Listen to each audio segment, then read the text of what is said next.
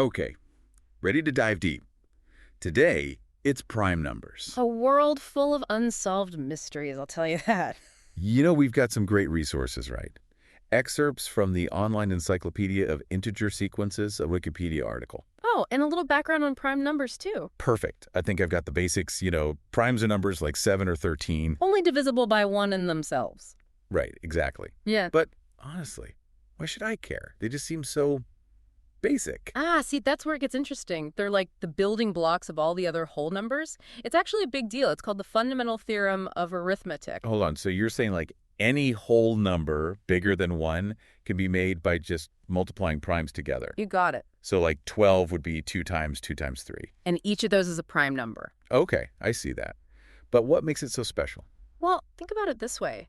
Those building blocks, they're essential for a lot of things, especially cryptography. Cryptography, you mean like keeping my online information safe? That kind of cryptography. Whoa, wait. So all this prime number stuff, it's actually what's protecting my credit card when I'm shopping online. It is. Okay, you got my attention. And the story of prime numbers, it goes way back. You know the ancient Greeks. They were already thinking about all this. Oh, wow, really? Yeah, Euclid, around 300 BC, proved that there are infinitely many prime numbers. Infinitely many. But how could he know that? Did he just, keep counting forever? No. It was a really clever proof, a proof by contradiction.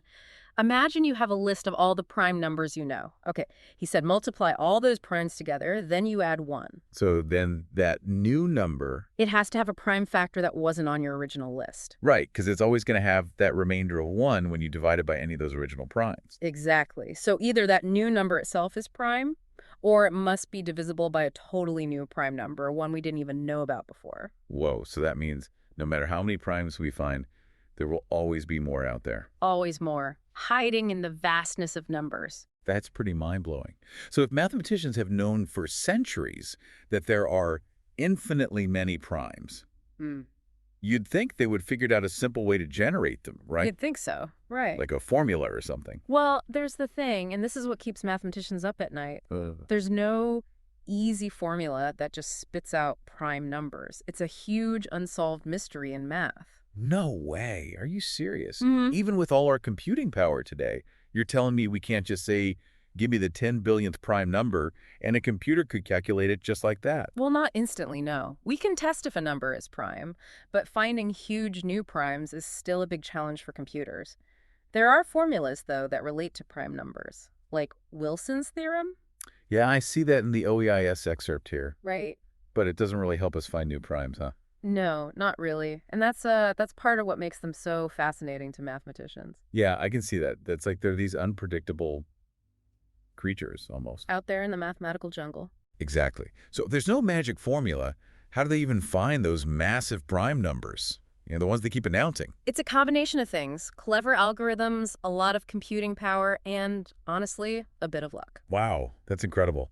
Okay, speaking of mysteries, what are some of the big unsolved problems about primes, the ones that really get mathematicians going? Well, there's one called Goldbach's conjecture. Goldbach's conjecture. Yeah. It states that every even number greater than 2 can be expressed as the sum of 2 primes. Okay. So 10 would be 3 plus 7. Exactly. Seems pretty straightforward. Hasn't anyone been able to prove that yet? Well, it's been tested and verified for huge numbers, really huge numbers, but a formal mathematical proof still out there. Wow. So even something that sounds kind of simple can lead to these really deep, complex mathematical problems. That's what I love about this stuff. It's like every answer just leads to more questions. What other prime number puzzles are there? Another famous one, the twin prime conjecture. Twin primes, what are those? So twin primes are pairs of prime numbers that only differ by 2. Oh, okay. Like 11 and 13. Exactly. Or 29 and 31. Okay, yeah, I see the pattern. So what's the big mystery with those? The question is, are there infinitely many twin prime pairs?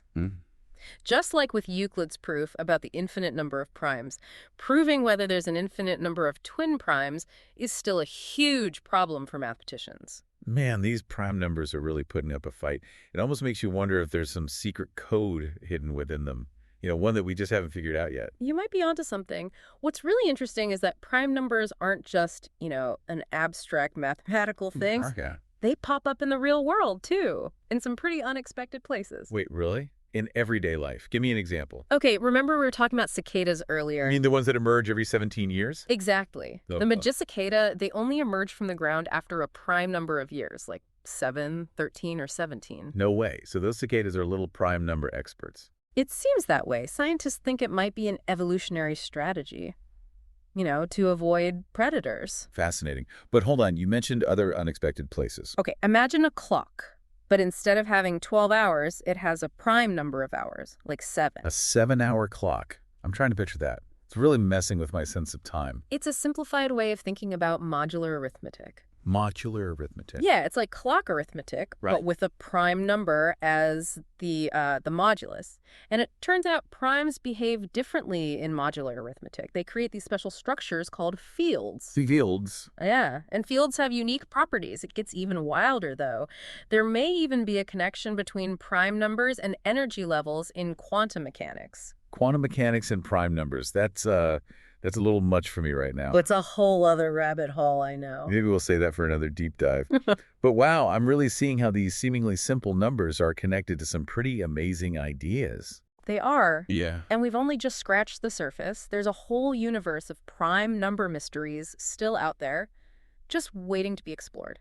Okay, before we go too far down that rabbit hole, there was something else in the Wikipedia article. Something about constructible polygons. Oh, yeah. You know how you can construct a perfect pentagon using just a compass and a straight edge? Yeah, vaguely. From geometry class. It turns out you can do that because 5 is a special kind of prime number. It's called a Fermat prime. The Fermat prime. Yeah. Imagine you take the number 2 and repeatedly raise it to the power of 2. So 2 squared, then that result squared again, and so on. If you add 1 to that final result and you get a prime number, that's a Fermat prime. So a lot of 2's and then add 1. And 5 fits that pattern. Exactly. 5 is 2 to the power of 2 to the power of 1 plus 1. Okay, wow. There aren't many Fermat primes, and they have some really special properties in geometry and other areas of math. So you're telling me our ability to draw a perfect pentagon with just a compass and straight edge, it all comes down to the fact that 5 is a Fermat prime. It does. That's incredible. And it shows how these, seemingly simple prime numbers, they're connected to math in ways we're still just figuring out. I'm starting to think they're the secret code of the universe or something. Maybe they are. So after this deep dive, what's the big takeaway? I think it's that prime numbers, they might seem simple at first, but they're really a gateway to some of the coolest ideas in math. They're fundamental building blocks. They're super important for things like digital security.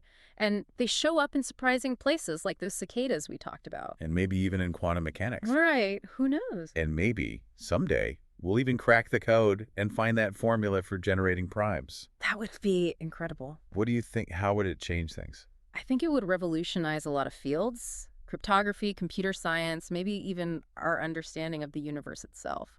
It's amazing to think these seemingly simple numbers, they hold so much mystery and so much power. Well, thanks for joining me on this primetime adventure. Until next time, keep those brains buzzing. Remember, sometimes the smallest numbers can unlock the biggest secrets.